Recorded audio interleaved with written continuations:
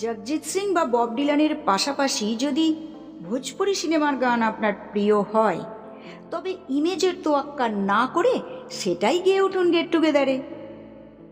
দামি রেস্তোরাঁয় গিয়ে যদি বিরিয়ানি হাত দিয়ে খেতে স্বাচ্ছন্দ্য বোধ করেন, তবে চারপাশের ফর্ক কিংবা স্পুনদের পাত্তা না দিয়ে টপ করে আধ ভাঙা আলুটা আঙুলে ধরে মুখে ঢোকান।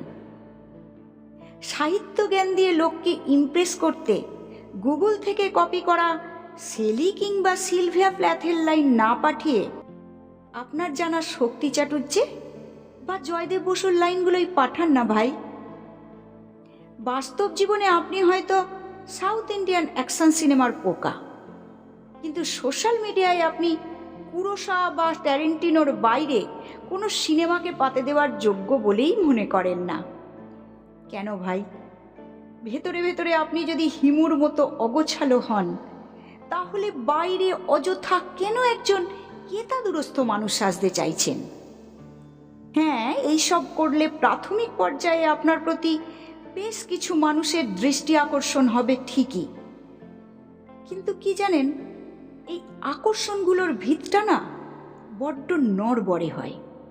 দুদিন বাদে হয় আপনি হাঁপিয়ে উঠবেন, আর না হলে উল্টো দিকে থাকা মানুষটা বুঝে যাবে উনি যাকে খুঁজছিলেন আপনি সেই মানুষটা নন।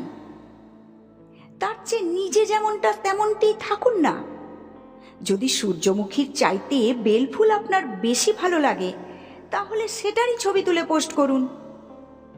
যদি ক্যাফেটেরিয়ার চাইতে মাটির ভাঁড়ের চা আর প্রজাপতি বিস্কুট আপনার বেশি পছন্দের হয়, তাহলে ওখানেই গিয়ে আড্ডা দিন।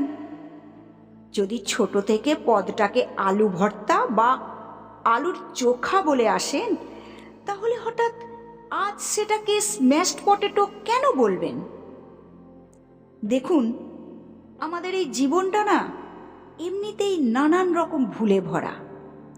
তাই অন্তত নিজের কাছে নিজের সঠিক সত্তাটাকে মেলে ধরুন, আর এবার আর পৃথিবীর কাছেও সেটা গোপন করবার চেষ্টা করবেন না। কারণ আপনার এই অগোছালো মধ্যবিত্ত খামখেয়ালি জীবনটাই আপনি। আর যে আপনার এই সত্তাটাকে জেনে বুঝে রাস্তা পার হওয়ার সময় আপনার হাতটাকে শক্ত করে চেপে ধরবে, জানবেন সে আপনার সঙ্গে আরো অনেকটা পথ হাঁটতে এসেছে।